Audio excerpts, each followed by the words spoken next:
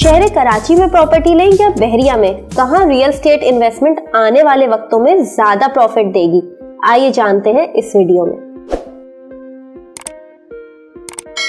अस्सलाम वालेकुम नाज़रीन, मैं हूं आपकी मेजबान अरूबा आसिम और हमेशा की तरह आपके लिए एक बेहतरीन कंपैरिजन लाई हूं कि प्रॉपर्टी कहां लेनी चाहिए। अक्सर लोग कहते हैं कि कराची शहर में इन्वेस्ट करना फ्यूचर में फायदेमंद रहेगा, कुछ लोग कहते हैं कि नहीं बहरिया में इन्वेस्ट करना चाहिए क्योंकि फ्यूचर सिर्फ बहरिया का।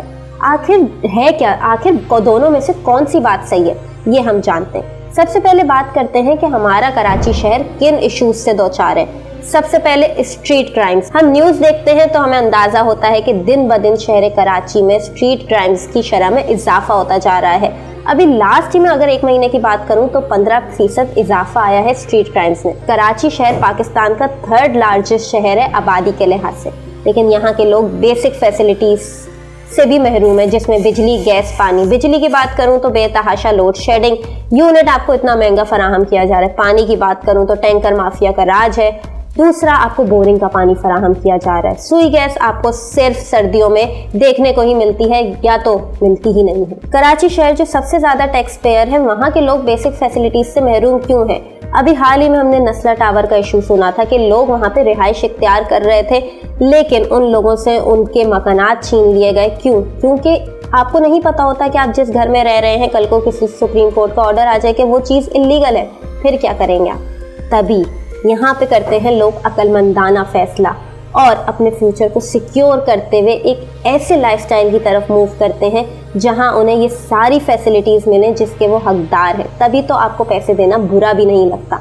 मैं बात कर रही हूँ बहरिया टाउन कराची की, जहाँ पे आपको सिक्योरिटी मिलती है। 2014 से अगर हम 2022 तक की बात करें तो कोई सिंगल स्ट्रीट क्राइम बहरिया टाउन कराची में रिपोर्ट नहीं हुआ।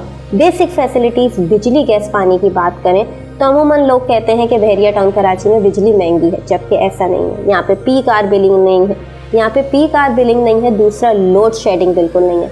हार्डली सिर्फ 10 मिनट की लाइट जाती है, वो भी जब बहरिया टाउन के पावर जनरेटर्स स्टार्ट होते हैं तो वो 10 मिनट की लोड शेडिंग भी ख़त्म हो जाती है।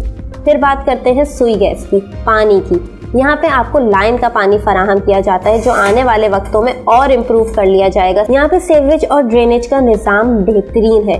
इसके अलावा अगर मैं लीगल और इलीगल की बात करूँ तो बहरिया टाउन कराची की सबसे अच्छी चीज़ ये है कि जो भी डिस्प्यूटेड और इलीगल चीज़ होती है बहरिया उस प्रॉपर्टी का ट्रांसफ़र ही नहीं देता, तो ये चीज़ तो यहीं डिस्कार्ड हो गई। इसके अलावा बात करते हैं प्राइस एप्रिसिएशन की।